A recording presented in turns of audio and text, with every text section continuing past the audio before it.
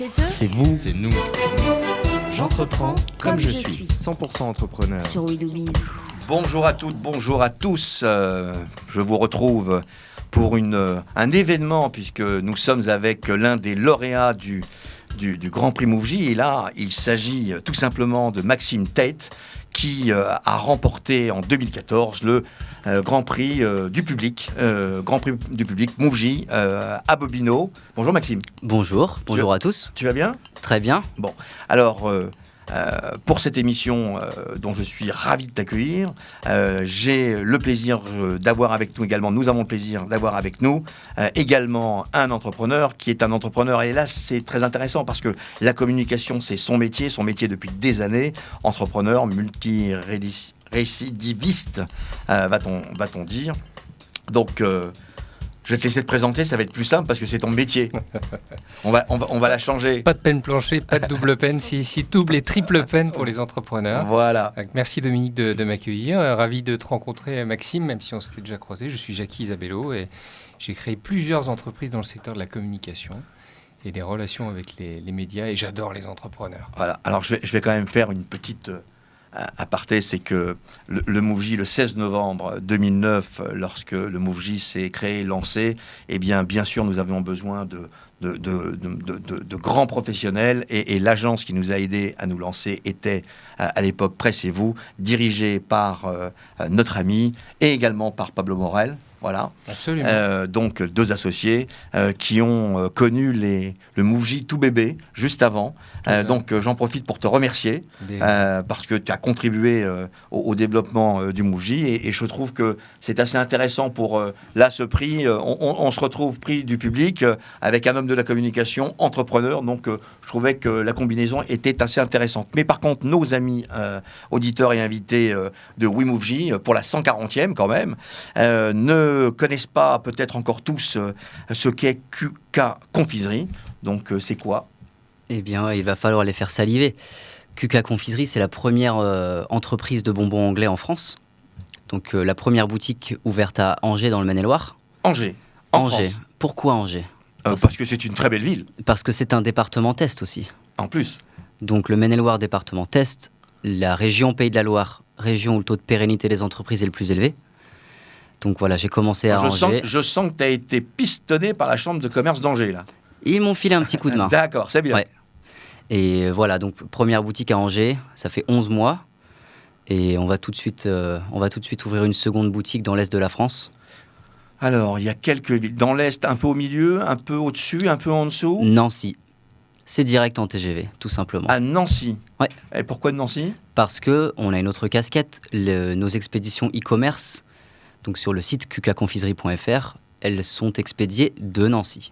Ah, d'accord. Raison logistique, voilà. Raison logistique. Mais Toi, oui. Des fois, on pense à une stratégie pas possible. Voilà. Non, tout simplement logistique. Logistique. Logique. Alors, j'ai quand même une petite question, parce que celle-ci, à mon avis, tous les auditeurs qui nous écoutent doivent se dire, j'ai pas compris comment il s'appelait. Donc, QK Confiserie, ça veut dire quoi, QK ? D'où ça sort, QK Confiserie ? Si vous regardez le logo, c'est QK, c'est Queen and King. Alors, comme il se trouve que là, on est en même temps à la télévision, on le voit pas très bien, mais effectivement, on peut avoir tous les logos qui sont là, parce que ça fait partie du business. Hein. Voilà. Bonbonnière, bonbons anglais. C'est voilà. ça. Et deux belles couronnes. Et Jackie, surtout, tu ne manges pas tout parce que j'ai senti que depuis un petit moment, le pot descendait. Alors, quelques chiffres. Donc, la date de création, c'était décembre 2012. C'est ça. Mise en activité, ouverture de la boutique le 15 mai 2013. Donc ça fait 11 mois que la boutique est ouverte. Ça fait 11 mois. Alors, sur une première activité, si on prend l'année 2013, c'était 7 mois à peu près. C'est ça. 86 000 euros de chiffre d'affaires TTC en 7 mois. Quand même, avec des petits bonbons, là. Et voilà. Ouais. Surtout qu'à mon avis, il y a une bonne marge sur ce type de produit. On est dans la confiserie, dans l'alimentaire, donc ça devient intéressant. Il faut faire du volume.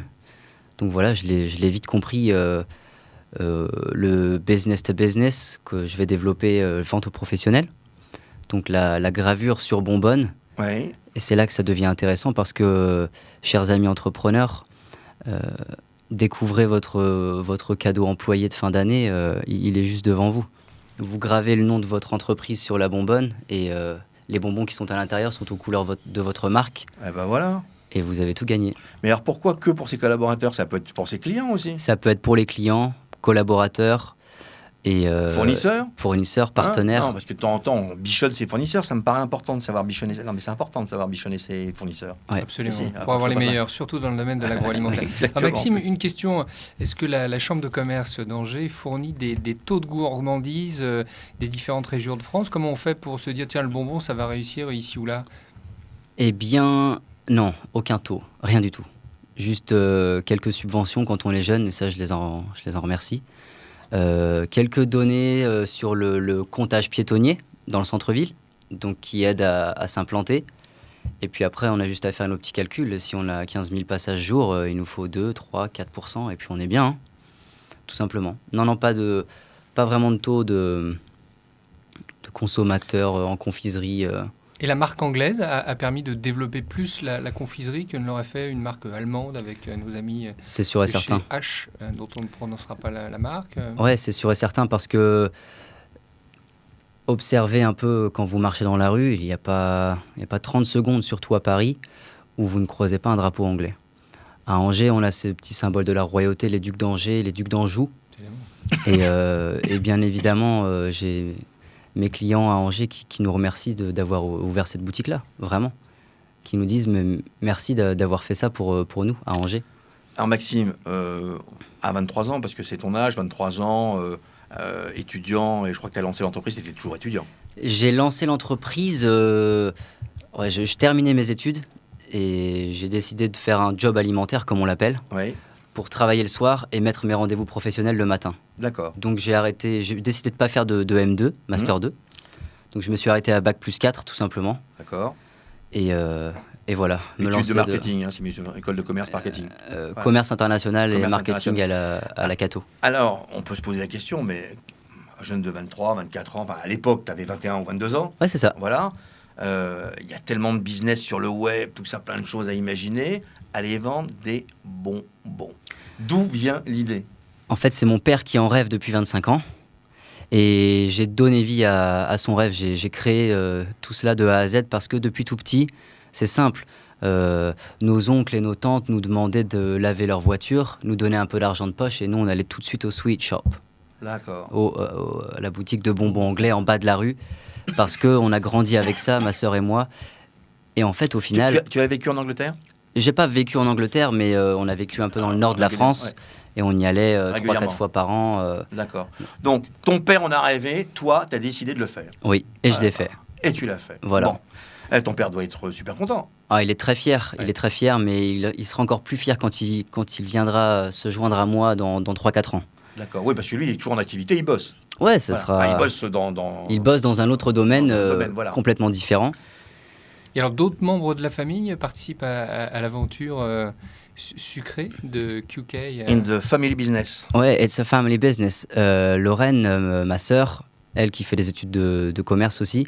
Il y a un lien entre Nancy et Lorraine aussi, là, ou pas? Non, on sait jamais. Pas du tout. Pas mal, quand même. Hein. Elle est bien amenée. Non. Quand elle terminera ses études, elle sera rattachée au projet. Elle fera ce qu'elle aura envie de faire, mais si elle doit gérer 3-4 boutiques...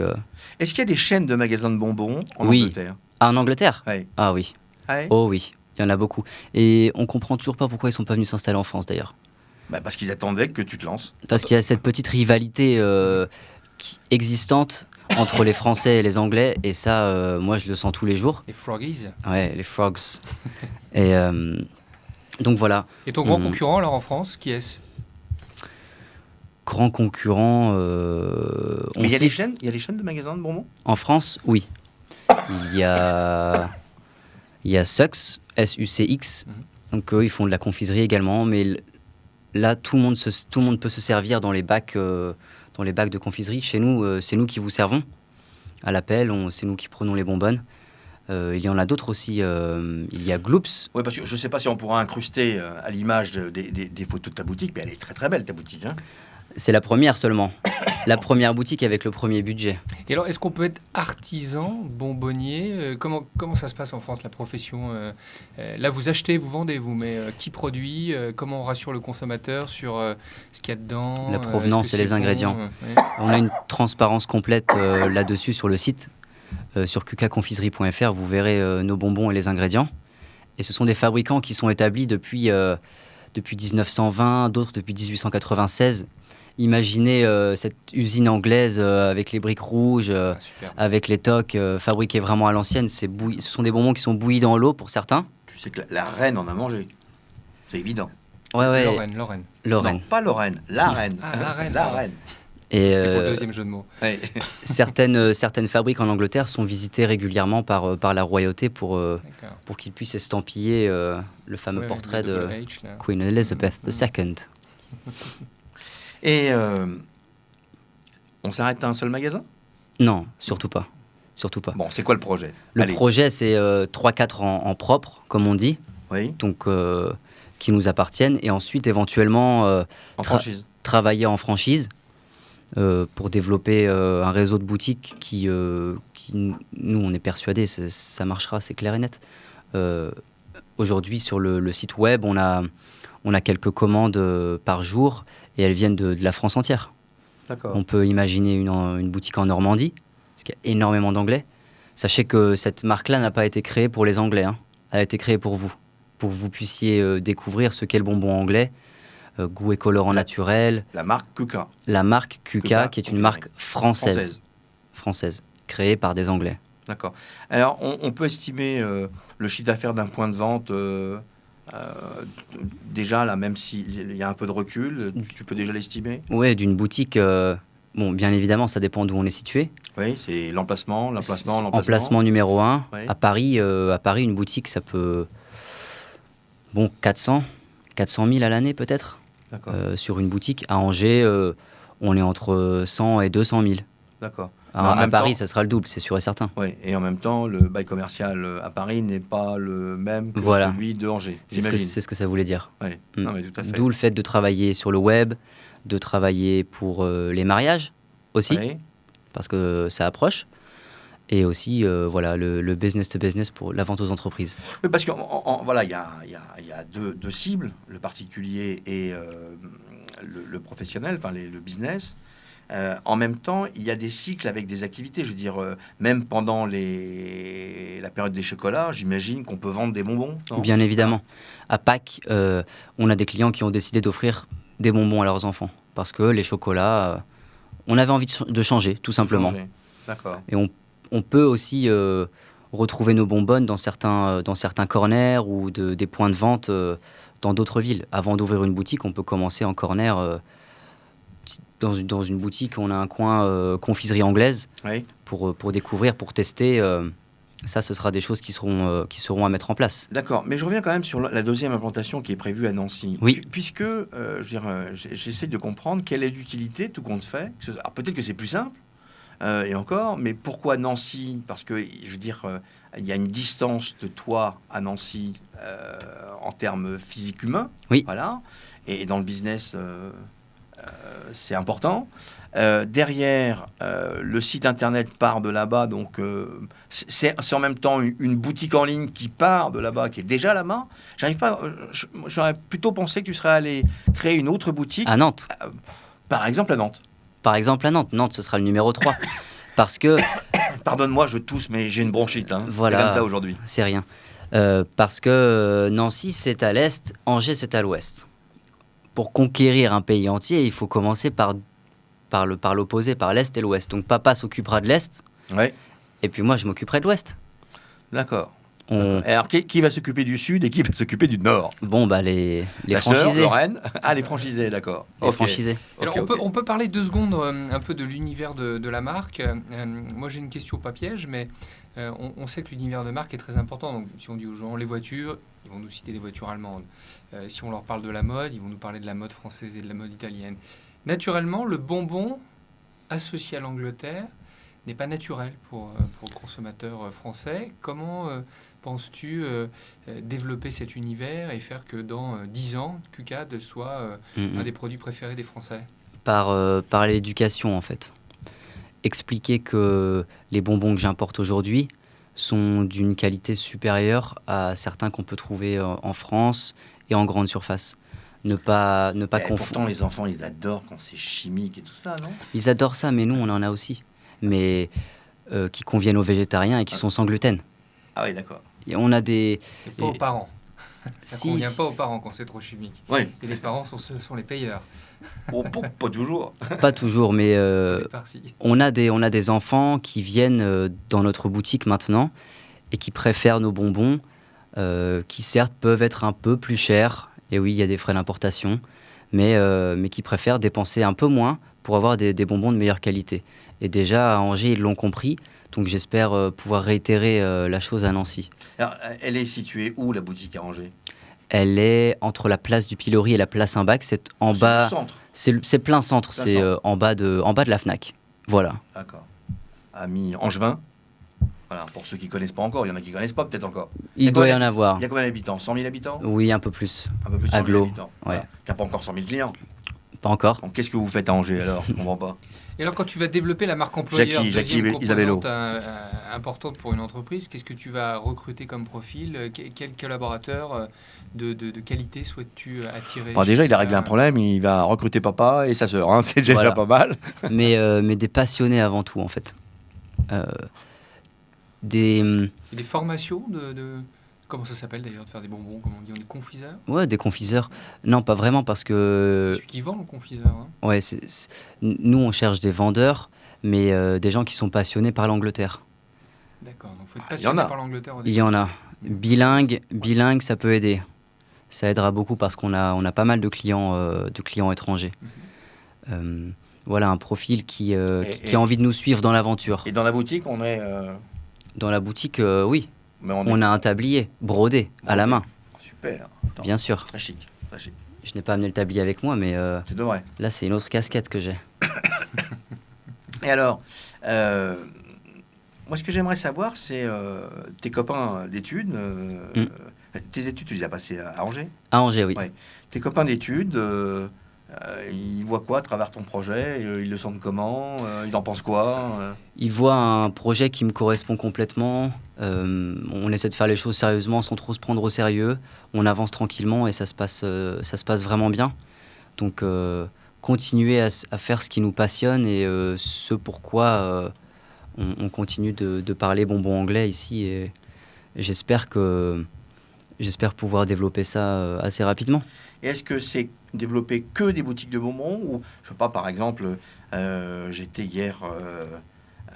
j'étais dans un aéroport, j'étais à Nice, et j'ai vu une boutique où il y avait, et bien sûr j'ai pensé à toi, j'avais toute une partie de la boutique, c'était des bonbons, mais j'ai vu également des accessoires pour enfants, des petites fringues pour enfants, donc il y avait une sorte de mini concept store pour enfants. Est-ce que toi tu veux te focaliser sur les bonbons ou est-ce que tu veux ouvrir d'autres choses en relation à...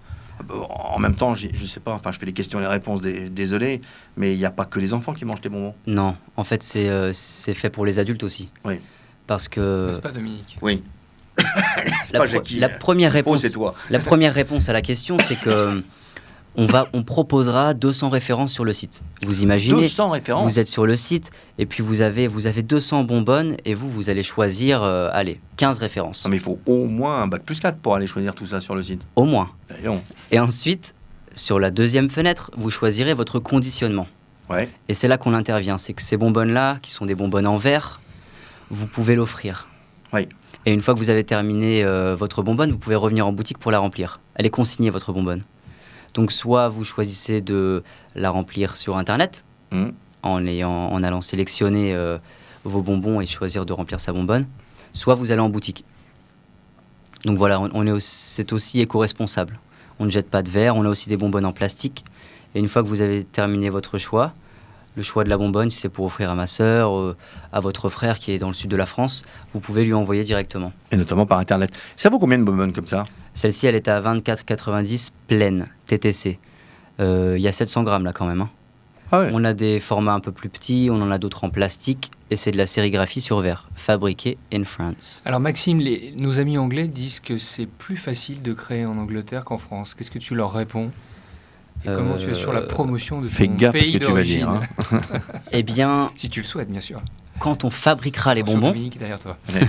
quand on fabriquera les bonbons, parce que ça c'est l'étape 3, Ah, tu veux fabriquer les bonbons? mais bien sûr, c'est ça le but. On Ah, les quand fabriquera même. en Angleterre. on aura notre usine en Angleterre. Et créé en France, c'est si dur que ça? Non, mais on veut garder cette image et la fabrication made in England.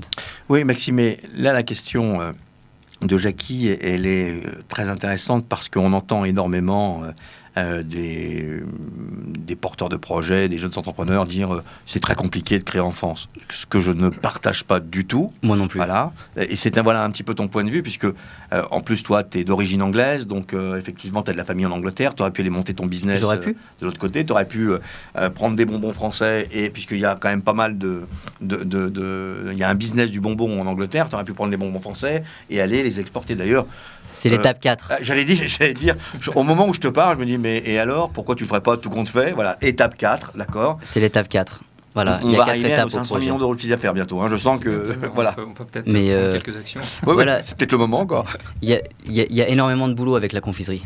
J'ai encore beaucoup de pain sur la planche. Voilà, travailler avec l'Angleterre, c'est quelque chose qui nous tient à cœur. Et les fournisseurs en Angleterre commencent à le comprendre. En ouvrant une deuxième boutique, le volume va commencer à augmenter. Et moi, je connais les bonbons sur le bout des doigts. Les ingrédients, la façon dont ils sont fabriqués, à qui ça va plaire. Si on me demande de faire une bonbonne pour un monsieur de 50 ans, je sais exactement ce que je vais mettre à l'intérieur. Alors, qu'est-ce que tu vas mettre comme la cinquantaine, un bonbon qui s'appelle le Sherbet Lemon. C'est le mot de passe pour aller chez Dumbledore dans Harry Potter. C'est un bonbon au citron avec une poudre légèrement acidulée à l'intérieur. Je connais ça. Sherbet Lemon. Mais c'est parce que j'ai la cinquantaine. C'est pour ça. Et alors, qu'est-ce qui plaît aux jeunes? Aux jeunes? Lesquels? Quel âge, à peu près? Je sais pas, les 7-12 ans. 7-12 ans? Des choses très très fruitées, tendres, mais aussi très acidulées. La semaine dernière, j'ai reçu le bonbon le plus acide du monde. Ah, et qu'est-ce que c'est? Il y a plusieurs parfums. Il y a pastèque, citron, cerise. Voilà, de quoi donner faim à nos auditeurs. Et la jeune femme que tu souhaiterais séduire, quel bonbon il faut lui offrir? T'es vraiment un communicant. Des cherry lips. Des cherry lips. Avec la cerise. Voilà. D'accord. Lips, les lèvres. Bien évidemment. C'est un bonbon qui est à la cerise et à la lavande. D'accord. Mon préféré depuis que je suis petit.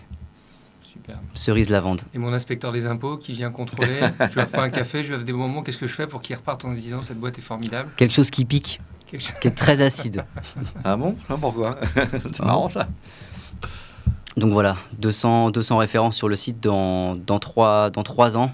Dans 2 ans, le Mouv'J sort le bonbon des entrepreneurs. Parce que la carte de crédit, c'est bien, mais c'est pas très très fun. Ouais, ça c'était la carte de crédit. Concocte comme alors Mouv'J Société Générale. Là, je concocte des bonbons avec les drapeaux des pays pour la Coupe du Monde. Superbe.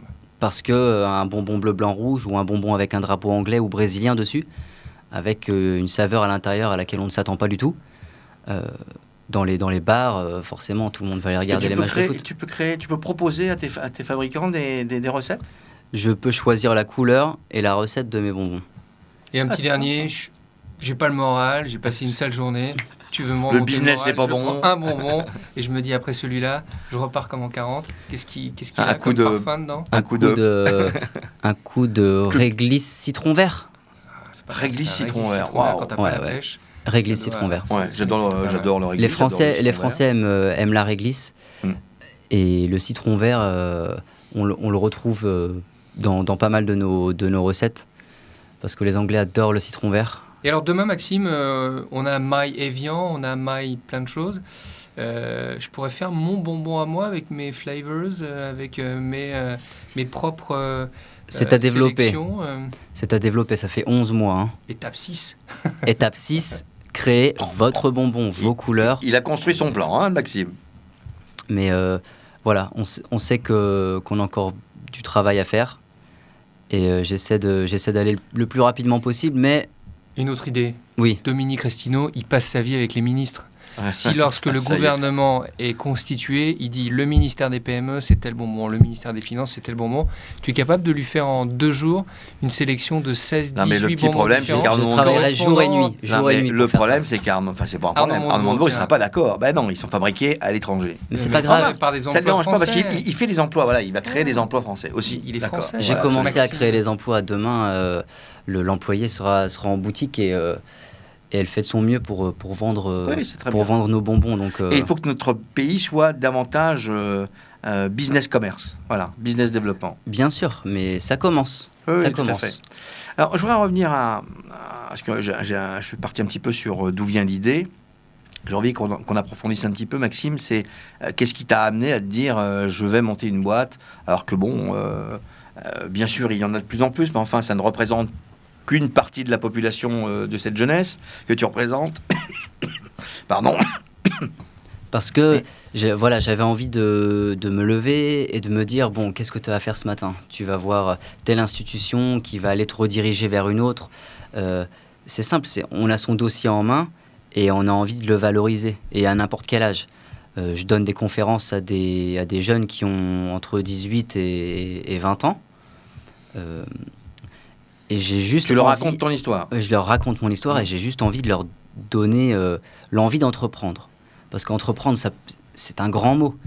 Mais c'est juste... Un grand mot, pas un gros mot. Hein. Un grand mot. D'accord. Un grand mot. C'est juste, voilà, on a son dossier et qu'est-ce qu'on va en faire? On a son idée et où est-ce que je vais avec mon dossier? Qu'est-ce qui était plus difficile pour monter le projet, créer le projet et le lancer? Du temps. Le temps. Le temps. Hmm. Le matin, les rendez-vous professionnels. Le soir, le job alimentaire. Il faut bien se reposer, ça c'est important. Et puis s'entourer des bonnes personnes. Le réseau, on n'en parle pas assez, mais c'est ce qu'il y a de plus important. Et écouter ceux qui nous aident dans cette aventure. Ouais, mais souvent, il n'y a personne qui t'a dit ton truc ça marchera pas? Si, Ah, une personne. Et si tu l'avais écouté? Bah, si je l'avais écouté, je ne serais pas là. Mais, Voilà. Mais j'ai quand même eu un don financier de cette personne-là qui m'a dit bon, bah. Il te dit ça va pas marcher, mais je te donne quand même de l'argent. Ouais, parce que j'ai réussi à le convaincre. Ah bon, Ce tu qui vas veut quand même dire nous donner son adresse. Hein. On va essayer de prendre contact avec lui quand Il y a même. pas mal de personnes qui vont vous dire non, tu vas droit dans le mur, mais il faut essayer de prendre la tangente et de se dire je vais modifier un peu ce que j'ai fait, ce que je vais faire, mais j'y crois. De toute manière, si on tombe, on se relève, et puis voilà, c'est comme ça que ça Et se dans ta passe. famille, parce que ton père, j'ai pas compris qu'il était entrepreneur. Non. Voilà. Donc il y a déjà des entrepreneurs, pas trop. Ma grand-mère est peintre. Peintre en bâtiment? Peintre, non, pas fait de... Ça, c'est Bourvil, Artiste ça. peintre. Dans la Artiste, grande vadrouille. Non mais artiste peintre. Artiste peintre. Elle fait de l'aquarelle. D'accord. Et mon oncle, lui, est ébéniste à son compte aussi. Ouais. Ma grand-mère a deux Les artisans. bouquins. Ouais, Tate Family. Tate Family, artisan. Très Et joliment alors, artisan. aujourd'hui, après quelques mois de recul, quelle est la plus grosse erreur que tu ne ferais pas? Que tu ne L'erreur. referais pas? L'erreur. Ça S'il serait... y en a une. ce serait... de choisir ses fournisseurs avec précaution. D'accord. Parce que quand on reçoit 2000 boîtes métalliques et que les logos et les sites internet ne sont pas centrés, ça peut être problématique. Et ils l'avaient pas vu, eux? Si. Visiblement, non. Ouais. Enfin, ça les choquait pas, quoi. Livré, contrôlé, et puis j'ai renvoyé. Donc, ta tante fait de la peinture. Il faut être pointilliste également quand on est entrepreneur. Ouais, il faut être minutieux. Minutieux. Mais comme mon père est anglais, on est aussi pragmatique, donc bon, c'est pas grave. Les étiquettes, elles font quelques bulles, mais c'est pas grave. On va apprendre à C'était travailler les avec premières. ça. Voilà, c'est les premières. Voilà. On apprend en marchant. On apprend en marchant. Et faites-le, démarrez quelque chose de votre côté. Là, je parle aux jeunes qui nous écoutent. Prenez votre dossier en main et puis allez-y. Allez à la CCI, ils sauront vous conseiller. En plus. Et alors, quelles sont les valeurs de l'entreprise si on avait à décrire en 3-4 mots cette entreprise qui a une culture binationale, tu lui attribuerais quel mot pour la qualifier? La curiosité. Et t'as mis des défauts. Pas Mais toujours. pas les bonbons. Non, la curiosité parce que l'étape 7, ça serait de travailler avec des producteurs de bonbons internationaux. Les bonbons en Asie, au Japon par exemple, sont délicieux. Puis là, à mon avis, sur le trottoir où il y a le nombre de passages, il y en a quand même beaucoup en Asie. C'était WeMoveJ, l'émission qui donne envie aux jeunes d'entreprendre. Thank you. Voilà, merci à toi d'être venu nous parler de QK Confiserie. Surtout porte les valeurs des bonbons anglais partout sur l'Hexagone. Et de l'entrepreneuriat chez les jeunes. Et félicitations encore pour ton prix MoveJ. À bientôt. J'aurai le plaisir de te retrouver également, Jackie, très prochainement. À bientôt sur les ondes de We Do Biz, la radio 100% entrepreneur. À bientôt. Salut. À bientôt. À bientôt.